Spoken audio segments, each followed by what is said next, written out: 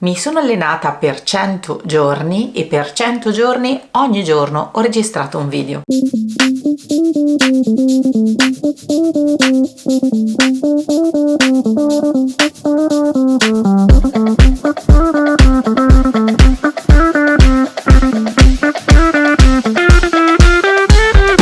Più di 3 mesi fa ho deciso di intraprendere una challenge con me stessa. C'erano 2 obiettivi molto importanti per me che volevo raggiungere: riuscire ad acquisire più forza e più resistenza per poter fare delle skills in più, e per quanto riguarda invece l'ambito professionale volevo specializzarmi maggiormente nei video, che sono uno strumento ovviamente che uso molto spesso, ma volevo riuscire a fare un passo oltre. In questo video ti racconterò quello che ho imparato e gli sbagli che ho commesso. Pronti? Let's go! Prima di tutto ti voglio raccontare perché ho deciso di intraprendere questa challenge. Nella mia vita mi sono sempre un pochino nascosta dietro la scusante che con il mio lavoro è impossibile avere una routine e quindi delle abitudini. Questo perché ogni giorno è un po' diverso. Con qualche cliente ho magari delle consulenze, con qualche altro invece ho un lavoro più duraturo e quindi devo seguire magari giornalmente. Il lunedì magari lo passo completamente fuori, il martedì sempre in ufficio. Ovviamente si fa per dire, visto che il mio ufficio è tutto in uno zaino, ma a un certo punto ho deciso di mettermi davanti allo specchio, di guardare in faccia la realtà e soprattutto di essere onesta con me stessa. Tutti noi abbiamo in qualche modo una routine. C'è stato un periodo nella mia vita in cui mi sono spostata costantemente per un anno e non ho mai passato più di una settimana nello stesso posto. Anche in quel periodo un minimo di routine comunque l'avevo, ma a parte questo caso che è un po' estremo, se ci pensi bene ci sono una serie di azioni che compi quotidianamente all'interno della tua giornata che diventano di conseguenza delle abitudini, ed è proprio sulle abitudini che ho fatto leva per la mia challenge. Se ancora non mi conosci, io sono Heidi e sono una digital strategist e su questo canale ti racconto come il digitale ti possa aiutare a lavorare sempre meglio per vivere molto di più. Se ti piacciono gli argomenti che tratto, ricordati di iscriverti al canale e anche di cliccare sulla campanella qua sotto per non perdere nessuno dei prossimi video. Questo video è diviso in 2 parti. Ogni argomento che tratterò riguarderà la parte dell'allenamento e poi anche la parte dei video. Uno dei cambiamenti più grossi che è avvenuto in questo periodo è stato un cambiamento di mindset che mi ha permesso di arrivare non solo alla fine della mia challenge, ma anche di continuare a portarla avanti.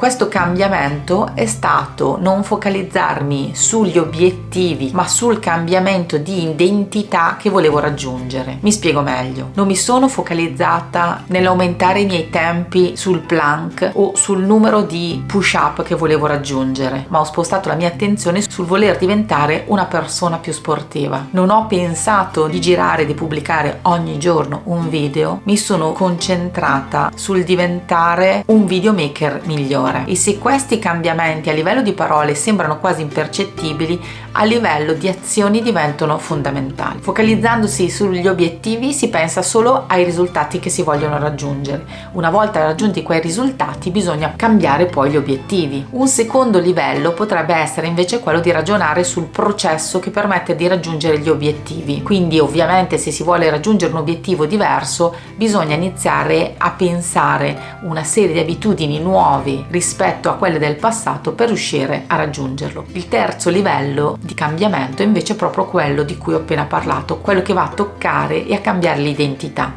Si tratta di un livello di consapevolezza molto più profondo che va a toccare i pensieri, le convinzioni, anche quelle limitanti. Insomma, per dirlo in breve, i risultati riguardano ciò che ottieni, i processi quello che fai, l'identità invece quello in cui credi. Per riuscire a instaurare davvero una abitudine che poi riuscirai a portare avanti nel tempo, lavora sulla persona che vuoi essere più che sull'obiettivo che vuoi raggiungere. Se il tuo obiettivo è quello di leggere tanti libri, non focalizzarti su quanti libri vuoi leggere entro la fine dell'anno, ma pensa di voler diventare un lettore e quindi cerca di capire quali sono le azioni che devi mettere in atto per poter diventare un lettore. Ad esempio, leggere ogni volta che riesci, oppure leggere almeno 10 pagine ogni giorno. Non focalizzarti sul voler terminare una maratona, ma cerca di diventare uno sportivo. E non è così difficile come in un primo momento può sembrare. In pratica bisogna agire su 2 step. Il primo è quello di decidere che tipo di persona vuoi diventare, il secondo è dimostrare di essere quella persona con delle piccole vittorie quotidiane. Le abitudini. Un periodo di 100 giorni è un periodo abbastanza lungo per iniziare a vedere dei cambiamenti e magari iniziare a instaurare davvero un'abitudine. Però effettivamente 100 giorni sono anche parecchi per riuscire ad andare a memoria a ricordare tutto quello che è successo. Così ho deciso di tenere un diario che mi permettesse di programmare la mia giornata, la settimana e anche il mese, e soprattutto di tenere traccia di tutto ciò che è successo quotidianamente, dei momenti di entusiasmo e anche dei momenti di down che ci sono stati. Adesso, alla fine della challenge, il diario mi è servito per capire effettivamente quanti e quali sono stati i progressi fatti dall'inizio alla fine. Durante il percorso invece mi è servito per capire quali sono stati i problemi, gli ostacoli da superare e anche gli errori commessi, di cui ti parlerò a breve. Parti facile da quello che hai. Io sono partita dal girare i primi video utilizzando solo il cellulare, perché è uno strumento che avevo sempre con me in ogni occasione. Se avessi voluto partire direttamente utilizzando questa videocamera o magari anche il drone per registrare dei video,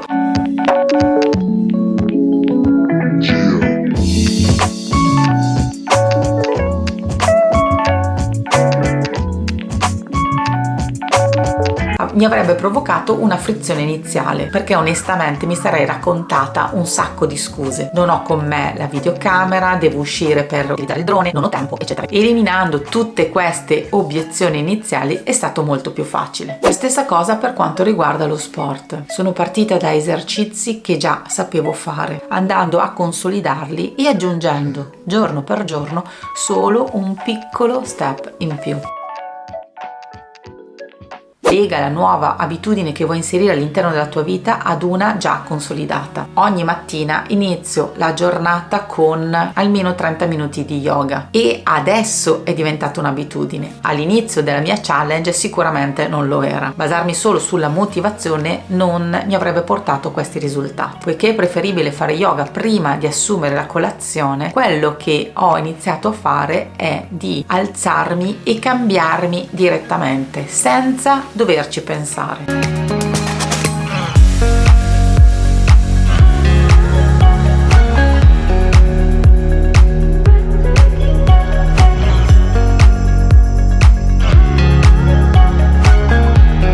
Anche con i video ho usato la stessa tecnica, anche se è stato un pochino più complesso. Dopo aver fatto la mia routine quotidiana, lo yoga, la colazione e tutto il resto, prima di iniziare la mia giornata lavorativa registravo almeno un video. L'obiettivo dei primi video non è stato tanto quello di pubblicarli direttamente, ma di acquisire proprio questa nuova abitudine. Disciplina batte motivazione 100-0. Se dovessi contare i giorni in cui ero davvero molto motivata, potrei dire che sono stati davvero molto pochi. E se ci penso bene, sono stati i primi giorni, quando sono partita carica di entusiasmo, e quelli più vicini alla fine, quando comunque i risultati ormai erano evidenti. È stata invece la costanza e la disciplina quella che mi ha aiutato ad arrivare in fondo, e andare a sfogliare a ritroso il diario mi ha permesso di tenere effettivamente la costanza quotidiana. Se per quanto riguarda lo sport in qualche modo riuscire a praticare tutti i giorni è stato, non dico facile, ma abbastanza semplice, per quanto riguarda i video è stato un po' diverso. I video infatti non potevano essere di un qualsiasi genere, perché ho voluto utilizzare questi video all'interno dei miei social e quindi ho dovuto anche un po' metterci la faccia. Non tutti i giorni ovviamente ne avevo voglia, e quindi pur facendo batching dei video, girando tutti i video insieme, negli altri giorni ho girato dei video, dei reel e dei TikTok. Alcuni di questi in effetti non li ho mai pubblicati, e il fatto di farli per quasi obbligo mi ha fatto capire quanto la qualità finale non fosse assolutamente quella desiderata. Dopo qualche settimana ho deciso quindi lo stesso di pubblicare tutti quei video, anche quelli che non mi davano una soddisfazione completa. Questo ha provocato in me il desiderio di voler migliorare la qualità finale del video stesso, ma dall'altra parte, avendo in ogni caso compiuto l'azione di registrare e di pubblicare un video, mi ha permesso di raggiungere anche un minimo di risultato. Non affidarti al caso o alla improvvisazione. Definisci all'interno del tuo calendario i momenti in cui vuoi inserire queste nuove abitudini e blocca uno slot di tempo. Nel mio calendario ogni mattina ho mezz'ora di tempo dedicato allo yoga e nei giorni in cui faccio TRX ho bisogno invece di molto più tempo, poiché mi piace molto allenarmi all'aperto e ho trovato un posto dove poterlo fare. Ho bisogno di tempo per poterci arrivare, fare il mio allenamento e tornare indietro, quindi come minimo in questo caso mi servono 2 ore, 2 ore e mezza. Ho definito quindi la fascia centrale della giornata, quella attorno al pranzo, per poter effettuare questo allenamento e l'ho inserito all'interno del mio calendario. Per quanto riguarda i video, la parte che mi ha portato via più tempo non è tanto la registrazione del video in sé, ma è stato imparare a fare delle manovre diverse con il drone, ad esempio, oppure la parte di montaggio dei video molto più lunghi. Anche in questo caso ho inserito all'interno della mia pianificazione settimanale delle ore specifiche per potermi dedicare a queste attività. Ogni volta che devo registrare un video ho bisogno di montare il treppiedi, le luci, controllare il setup della macchina fotografica, inserire il microfono e una serie di altre azioni che mi portano via molto tempo. Avere già tutto il setup a disposizione mi impedisce di trovare delle scuse. La stessa cosa avviene per lo sport. Scelgo e pianifico in anticipo i miei programmi di allenamento. Organizzo l'abbigliamento e l'attrezzatura che mi serve e la tengo già preparata in anticipo, in modo da dover semplicemente infilare tutto all'interno dello zaino e uscire. Alla fine di questi 100 giorni posso dire che entrambi gli obiettivi sono stati raggiunti, entrambe sono diventate un'abitudine all'interno della mia routine giornaliera e di questo sono super soddisfatta. Mentre molto spesso, anche solo per scherzare, io mi definivo una persona un po' pigra, pur avendo sempre praticato molto sport nella mia vita, adesso il cambiamento dei miei pensieri e della mia identità è evidente. Quando parlo di me dico che sono una persona sportiva. Non posso sicuramente affermare di essere una videomaker, però di essere una persona in grado di fare video di una certa qualità, quello sicuramente lo posso dire. Quindi challenge superata? Assolutamente sì. Oltre ad aver raggiunto il mio obiettivo iniziale di aver terminato la challenge, ci sono stati altri risultati scatenati come una sorta di effetto domino.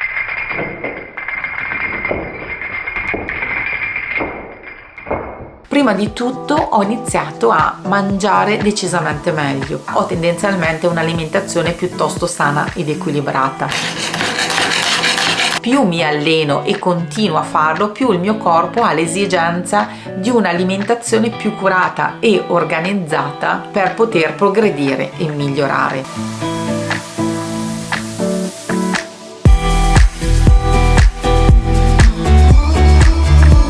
Qualche giorno fa una persona che assolutamente non conosco mi ha scritto in privato dicendomi che il mio viso risulta più disteso, che la mia pelle è più bella e che fisicamente mi sono trasformata. Guardandomi ogni giorno nello specchio io non mi sono resa conto di tutti questi cambiamenti, ma che effettivamente ho constatato anch'io che sono avvenuti. Ho l'abitudine di segnare all'interno di Notion tutte le idee che mi vengono durante la giornata o che mi vengono stimolate dai commenti o da altri creator.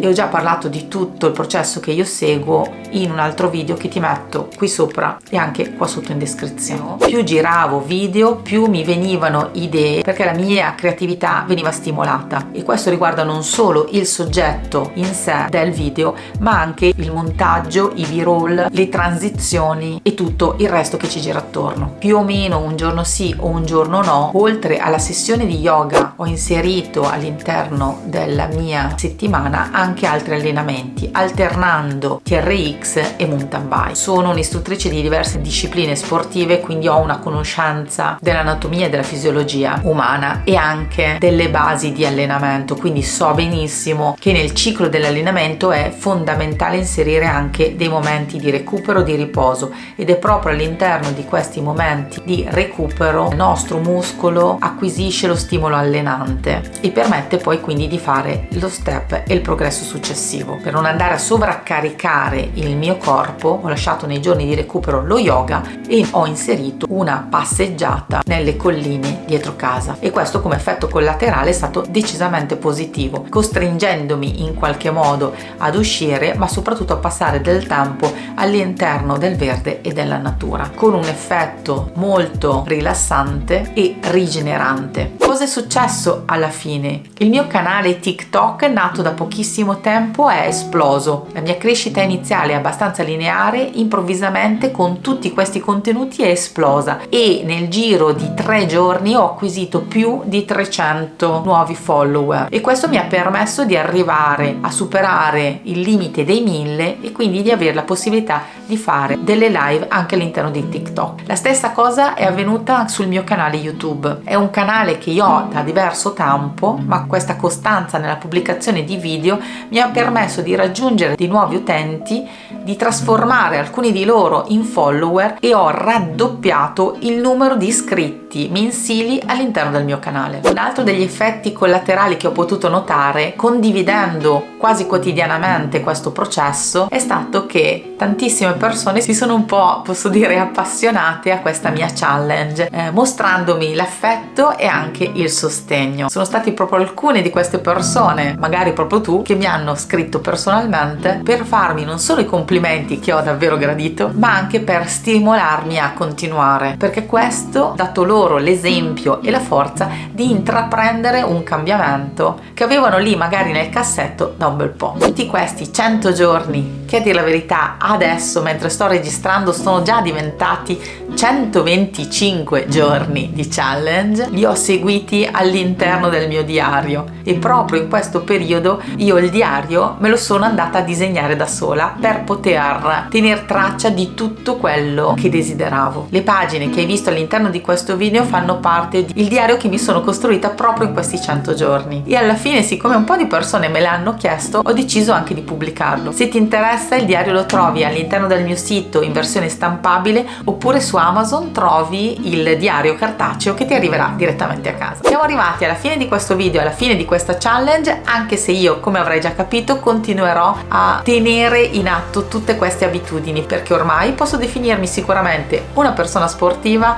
e anche una content creator attraverso i video. Se questo video ti è piaciuto e hai capito quanto importanti possano essere le abitudini all'interno della tua trasformazione e il raggiungimento dei tuoi obiettivi, scrivimi abitudini qua sotto nei commenti, così capirò che hai guardato questo lunghissimo video proprio fino alla fine. E noi, come al solito, ci vediamo al prossimo video. Buona settimana!